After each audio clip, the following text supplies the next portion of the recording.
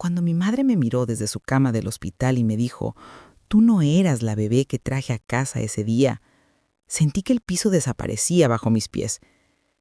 Llevaba 3 años cuidándola, viendo cómo el Alzheimer se la llevaba pedazo a pedazo, pero nunca imaginé que en medio de toda esa confusión me diría la verdad más oscura de mi vida.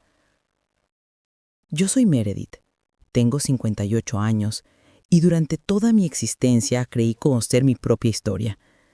Pero resulta que la mujer que me crió, la mujer a quien llamé mamá durante casi 6 décadas, guardó un secreto tan profundo que ni siquiera la enfermedad pudo enterrarlo del todo. No hubo gritos ni drama cuando lo dijo, solo esa voz débil, casi infantil, susurrando palabras que destrozaron todo lo que yo creía saber sobre mí misma. Y ahora estoy aquí, grabando esto porque necesito sacar estas palabras de mi pecho antes de que me ahoguen. Porque lo que descubrí no solo cambió mi pasado, cambió quién soy yo realmente. Y la peor parte es que ya no puedo preguntarle nada más. Porque 2 días después de esa confesión, mi madre dejó de reconocerme por completo. Y yo quedé sola con una verdad que nadie más puede confirmar. Una verdad que me persigue cada noche cuando cierro los ojos. Una verdad que tal vez debió quedarse enterrada para siempre. Antes de continuar, si esta historia te está atrapando tanto como a mí me atrapó vivirla, déjame un like, suscríbete al canal y comparte este video. Necesito saber que no estoy sola en esto. Comenta qué harías tú en mi lugar. Por favor, quédate hasta el final porque lo que viene es mucho peor de lo que imaginas. Todo comenzó un martes por la tarde cuando recibí la llamada del Hospital General de Monterrey. Mi madre había tenido una crisis, me dijeron. Nada grave, pero necesitaban que fuera de inmediato. Yo vivía a 40 minutos de allí, en una casa pequeña que compré con el dinero de mi divorcio, y estaba en medio de una reunión de trabajo cuando sonó el teléfono. Cancelé todo, tomé mis llaves y conduje como loca por la autopista pensando en lo peor. Mamá había sido diagnosticada con Alzheimer 3 años atrás, cuando tenía 72. Y desde entonces yo me había convertido en su cuidadora principal. Mi hermano Roberto vivía en Houston y apenas venía 2 veces al año, así que todo el peso caía sobre mí. Cuando llegué al hospital, la encontré sentada en la cama, mirando por la ventana, con esa expresión perdida que ya conocía tan bien. «Hola, mija», me dijo sonriendo como si nada hubiera pasado. El Alzheimer había llegado de forma silenciosa, como llegan las peores cosas. Primero fueron las llaves perdidas, luego los nombres confundidos, después las historias repetidas 3 veces en la misma tarde.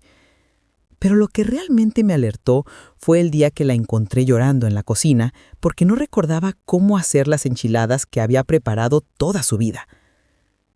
Esa mujer que siempre fue tan fuerte, tan independiente, se estaba desvaneciendo frente a mis ojos. Decidí mudarla a una residencia asistida cerca de mi casa, un lugar decente que me costaba $2,000 al mes, dinero que apenas podía pagar con mi sueldo de maestra. Pero era mi madre, la mujer que me crió sola después de que papá nos abandonara cuando yo tenía 8 años. Le debía todo. O al menos eso creía entonces. Cada tarde después del trabajo, yo manejaba hasta la residencia para pasar 2 horas con ella. A veces me reconocía, otras veces me llamaba por el nombre de su hermana fallecida. Hablábamos de cosas sin importancia. Le llevaba sus galletas favoritas de chocolate, le leía revistas en voz alta. Los doctores decían que mantener una rutina era importante, que los estímulos familiares podían ayudar a retrasar el deterioro.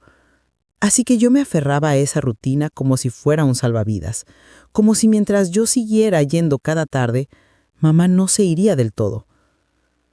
Pero la enfermedad es cruel y no negocia. Cada semana había menos de ella y más de esa sombra confundida que la estaba reemplazando. Y yo me sentía tan impotente, tan rabiosa contra un enemigo que no podía combatir. Esa noche específica, cuando el hospital me llamó, mamá había tenido lo que ellos llamaron un episodio de agitación. Se había puesto violenta con una enfermera, gritando cosas sin sentido sobre un bebé, sobre algo que hizo mal hacía mucho tiempo. Le habían dado un sedante suave y ahora estaba calvada. Casi somnolienta. Me senté cerca de su cama y tomé su mano arrugada, esa mano que me acarició la frente cuando tenía fiebre de niña. «Meredith», me dijo con claridad que no había mostrado en meses, y yo sentí una chispa de esperanza. «Tengo que decirte, mija», continuó. «Algo que debí decirte hace mucho tiempo». Su voz temblaba, pero sus ojos estaban enfocados, más lúcidos de lo que habían estado en años. Y entonces lo dijo. «Tú no eras la bebé que traje a casa ese día». Esas 11 palabras salieron de su boca como balas y me atravesaron el pecho. Me quedé paralizada, sin poder procesar lo que acababa de escuchar. «¿Qué dices, mamá?», susurré, segura de que era la enfermedad. Hablando, otra de sus confusiones. Pero ella apretó mi mano con una fuerza que no sabía que le quedaba y me miró directamente a los ojos. «La bebé que di a luz murió, Meredith. Murió 2 días después de nacer y yo no pude soportarlo. No pude volver a casa con los brazos vacíos. Así que tomé otra. Te tomé a ti». Sentí que el cuarto empezaba a dar vueltas, que no había suficiente aire en mis pulmones. Esto no podía ser real. Tenía que ser una alucinación, un producto de su breve enfermo. «Mamá», dije después, «estás confundida». Intenté racionar con ella, buscando desesperadamente una explicación lógica, pero ella negó la cabeza, y por primera vez en años vi tibias lágrimas rodando por sus mejillas. «No estoy confundida. No sobre esto. Esto lo recuerdo perfectamente. Es lo único que todavía puedo ver con claridad». El hospital en Guadalajara, 1966, el mes de agosto. Mi bebé era perfecta, tenía tus mismos ojos azules. Pero no podía respirar bien. Se la llevaron y nunca me la devolvieron viva. Yo me volví loca de dolor, completamente loca. Y entonces vi a otra bebé, sola en una criba al final del pasillo. Una bebé que lloraba y lloraba y nadie venía. Y pensé que Dios me la estaba ofreciendo. Pensé que era una señal. Le pedí que me contara más, que me diera detalles, cualquier cosa que pudiera demostrar que esto era solo producto de su imaginación enferma. Y ella me los dio, con una precisión que me heló la sangre. Me describió el hospital, un edificio viejo de 3 pisos con azulejos verdes en las paredes. Me dijo que la bebé que tomó, que yo, tenía un brazalete rosa con el apellido Delgado escrito en él, que me envolvió en su propia cobija y simplemente caminó hacia la salida mientras las enfermeras estaban ocupadas con una emergencia en otro piso. Nadie la detuvo, nadie hizo preguntas. Era 1966. La seguridad no era como ahora. Me subió a un autobús y manejó de regreso a Monterrey. Mi papá, quien entonces era su esposo, nunca supo la verdad. Esa noche no pude dormir. Me quedé despierta en mi casa, con la laptop abierta, buscando como desesperada cualquier información sobre bebés robadas en Guadalajara en 1966. Al principio no encontré nada, pero seguí buscando, cambiando términos, revisando archivos de periódicos viejos digitalizados. Y entonces, a las 4 de la mañana, lo encontré. Una nota breve en un periódico local de Guadalajara, fechada el 22 de agosto de 1966. Desaparece recién nacida del Hospital Civil. La familia Delgado reporta el robo de su hija de 2 días de edad. Las autoridades investigan. Sentí que iba a vomitar. El apellido coincidía, la fecha coincidía, todo coincidía. No era una alucinación de mi madre, era real. Todo era horriblemente real. Pasé los siguientes días obsesionada, buscando todo lo que pudiera encontrar sobre la familia Delgado. Encontré registros de nacimiento, obituarios, direcciones antiguas. Descubrí que los padres, Eduardo y Carmen Delgado, habían muerto hacía años. Él en 1995, ella en 2003. Pero tenían otros hijos, 2 hermanos mayores que yo. Mis hermanos biológicos, pensé. y la palabra me sonó extraña y pesada en mi mente. Uno se llamaba Javier y vivía todavía en Guadalajara. La otra, Sofía, había emigrado a Estados Unidos. Tenía sus nombres. Podía encontrarlos si quería. Podía llamarlos y decirles que su hermana robada hacía 58 años estaba viva. Pero ¿cómo haces una llamada así? ¿Cómo le dices a alguien que has estado viva todo este tiempo mientras ellos te lloraban? Volví a ver a mamá 2 días después, necesitando más respuestas, necesitando entender por qué lo hizo. Pero cuando entré a su habitación, ella me miró con ojos vacíos y me preguntó quién era yo. El momento de lucidez había pasado, la ventana se había cerrado. Ahora yo era solo una extraña más en su mundo cada vez más pequeño y confuso. Intenté hacerle recordar. Le mencioné Guadalajara, el hospital, el año 66, pero ella solo me miraba con esa sonrisa educada y perdida que reservaba para los desconocidos. Es como si el universo me hubiera dado solo ese momento, esa única oportunidad de conocer la verdad, y luego me la hubiera arrebatado antes de que pudiera procesarla completamente. Me senté junto a ella y lloré en silencio mientras ella tarareaba una canción que no reconocí. Durante semanas viví en una especie de limbo emocional, sin saber qué hacer con esta información que me quemaba por dentro. ¿Debía contactar a los Delgado y revelar la verdad? ¿Tenían derecho a saber que su hermana estaba viva? Pero también pensaba en mamá, en la mujer que me crió con amor genuino, que trabajó 3 empleos para darme una educación, que nunca me hizo sentir nada menos que completamente amada. ¿Debía destruir su memoria revelando que fue una secuestradora? Y más egoístamente, ¿quería yo realmente abrir esa puerta? Porque una vez que la abriera, ya no habría vuelta atrás. Mi identidad completa cambiaría. Meredith Sánchez dejaría de existir y en su lugar aparecería alguien que ni siquiera sabía quién era. Finalmente, en un momento de valentía o quizá de locura, marqué el número que había encontrado para Javier Delgado. Mi mano temblaba tanto que casi cuelgo 3 veces antes de que contestara. Cuando escuché su voz, un hombre de unos 60 y tantos años, me quedé muda por un segundo. «Bueno», dijo él con impaciencia. «Mi nombre es Meredith Sánchez», logré decir finalmente, «y creo que tengo información sobre su hermana que desapareció en 1966. El silencio del otro lado fue tan largo que pensé que había colgado. Luego escuché una respiración profunda, temblorosa. «Mi hermana Rosalía», dijo él, y su voz se quebró al pronunciar ese nombre, el nombre que debió ser mío, el nombre de la niña que fue robada y reemplazada por otra. 3 semanas después, estaba en un café en Guadalajara, sentada frente a Javier Delgado y su hermana Sofía, quien había volado desde San Diego cuando él le contó sobre mi llamada. Ellos me miraban como si fuera un fantasma, y supongo que en cierto sentido lo era. Les mostré las fotos de mi infancia, mi acta de nacimiento falsa, todo lo que había encontrado. Sofía lloraba en silencio mientras revisaba cada imagen. «¿Te pareces a mamá?», dijo tocando una foto mía a los 5 años. «Tienes sus mismos ojos, la misma forma de sonreír».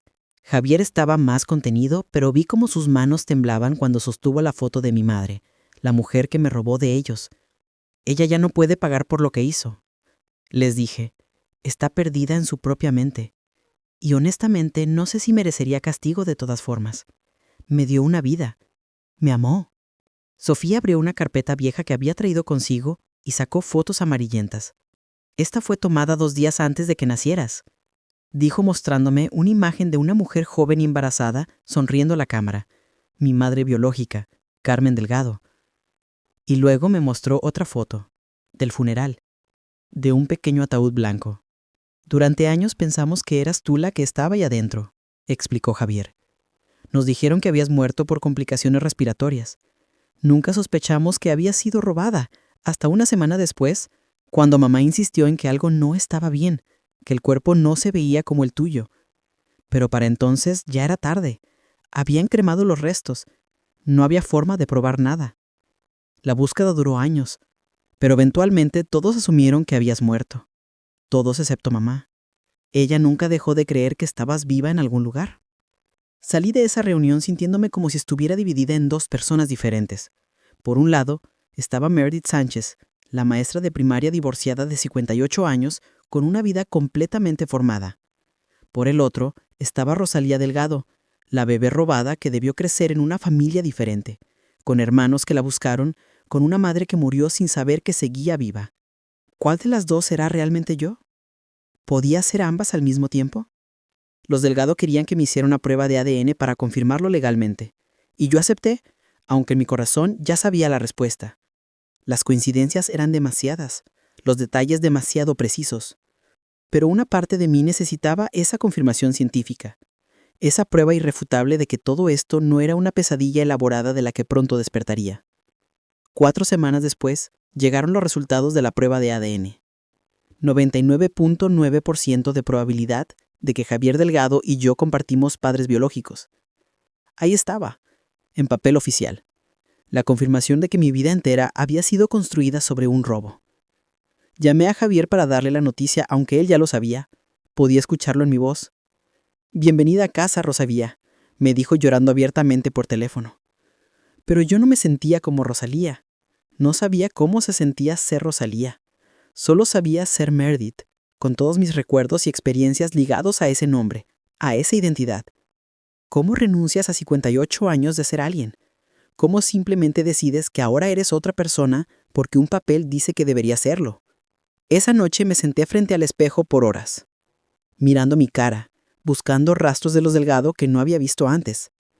Mi hermano Roberto, el hermano que había conocido toda la vida, vino desde Houston cuando le conté todo. Se sentó en mi sala mirándome como si me hubiera vuelto loca. «Esto no cambia nada, Meredith», me dijo firmemente. «Mamá es nuestra madre, yo soy tu hermano y punto. No me importa lo que diga un papel o qué familia biológica apareció después de 58 años. Pero sí cambia algo», le respondí. «Cambia todo, Roberto. Significa que mamá cometió un crimen horrible. Significa que hay una familia que me lloró y me buscó mientras nosotros celebrábamos cumpleaños y navidades». Él se levantó molesto. «Mamá nos amó, nos crió sola después de que papá nos abandonó. Eso es lo que importa. Lo otro es pasado, está muerto». Pero yo no podía dejarlo ir tan fácilmente. El pasado no está muerto cuando sigue vivo en forma de 2 hermanos que finalmente encontraron a su hermana perdida. Entonces surgió el tema que nadie había mencionado pero que eventualmente tenía que aparecer: el dinero. Mamá tenía algunos ahorros, no muchos, tal vez $30,000, y la casa en la que había vivido antes de la residencia, valuada en $150,000. Roberto y yo siempre asumimos que lo dividiríamos 50-50 cuando ella falleciera. Pero ahora Javier mencionó, de forma muy cautelosa, que técnicamente yo no era hija legal de María Sánchez, que mi acta de nacimiento era fraudulenta, que si ellos quisieran, podían impugnar cualquier herencia. «No queremos hacer eso», aclaró pronto. «Solo queremos que entiendas la complejidad legal de la situación». Roberto explotó. Le gritó cosas horribles sobre dinero y aprovechados y oportunistas.